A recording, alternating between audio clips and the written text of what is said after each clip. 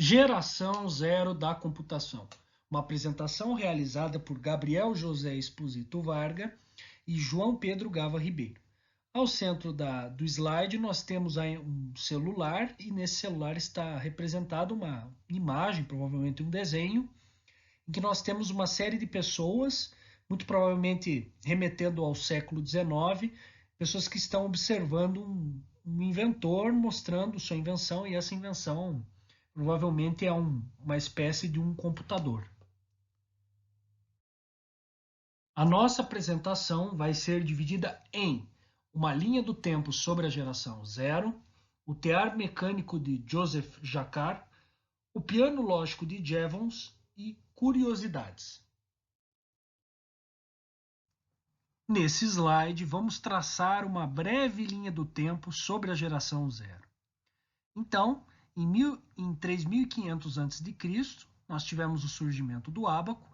Ao lado dessa indicação, nós temos a imagem de um desenho do que seria um ábaco. Embaixo ali nós temos, então, 1804, a invenção do tear de Jacquard. Então, em 1823, o surgimento da máquina diferencial. Do lado direito aparece a imagem de duas engrenagens, certo? Abaixo, em 1842, o primeiro algoritmo estruturado. E, por último, em 1847, o nascimento da álgebra booleana. Do lado direito, né, desse texto, aparece a imagem de uma tela de um computador com vários números, 0 e 1, sucessivamente. Nesse outro slide, nós temos a continuação dessa linha do tempo sobre a geração zero. Dessa forma, em 1890, surgiu a primeira máquina de calcular com teclado.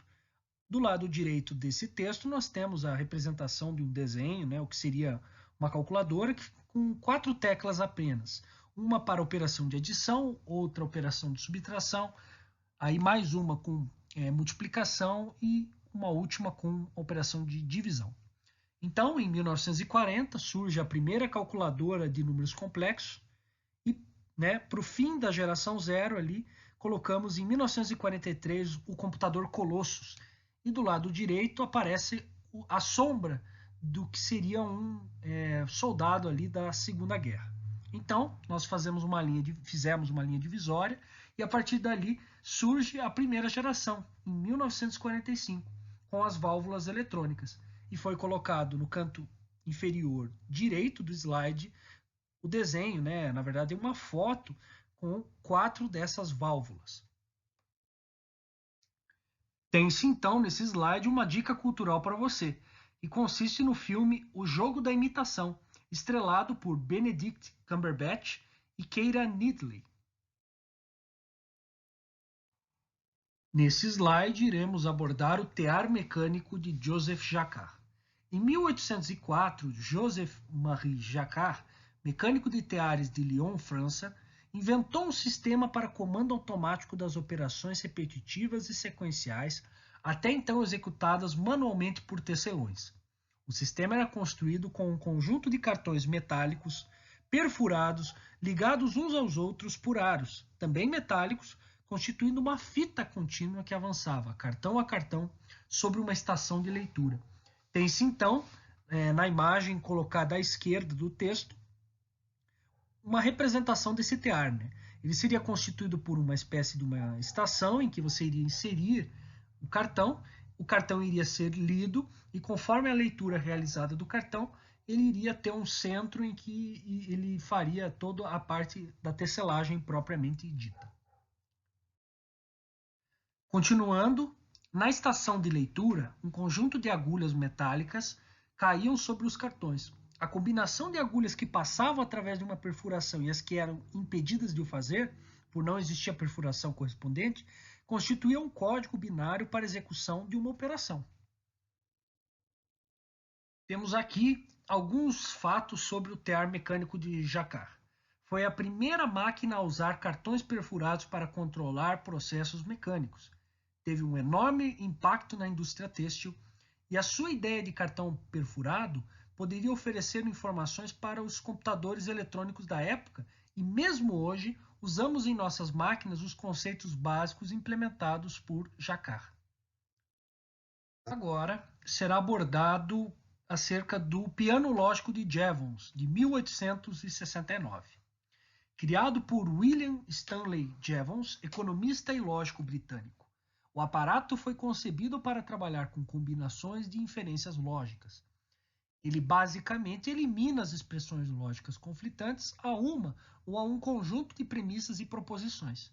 Por mais que tivesse uso restrito, o equipamento ajudou Jevons a ofertar suas aulas de lógica. Certamente essa máquina foi pioneira em gerar inferências lógicas por permutação mais rápido que um ser humano. Temos então do lado direito uma foto desse piano. O piano é basicamente constituído de madeira e de algumas teclas, certo? Temos teclas na parte inferior do equipamento e essas teclas permitiam que você inserisse as proposições. E a partir disso nós temos um mostrador composto também por teclas que mostrava as possíveis combinações dessas inferências, né? Possíveis combinações compatíveis com as inferências inseridas. Exemplo: A foi associado com sistema de informação, B com entrada, C com processamento, D com saída. Se existe A, implica que existe B, C e D. Portanto, é falso que existe A sem B, e é falso que existe A sem C, e é falso que existe A sem D. Se P, então Q. Não Q implica não P. Foi apresentado uma malha composta por 16 possíveis combinações de A, B, C e D, sendo possível a utilização de A, B, C e D maiúsculos e A, B, C e D minúsculos. No caso da letra maiúscula, é a situação em que o elemento está presente. Já o caso da letra minúscula, o elemento não se encontra presente. Por exemplo, Azão, Bzão, Czão, Dzão. Sistema de informação presente, entrada presente, processamento presente, saída presente. Outro exemplo: Azinho, Bzinho, Czinho, Dzão.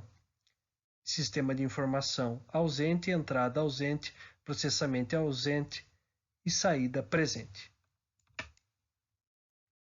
No canto inferior esquerdo, apresenta a bola de Meiling-Hansen. Ela consiste em uma meia esfera da qual distam pinos, cada um com uma letra maiúscula ou números.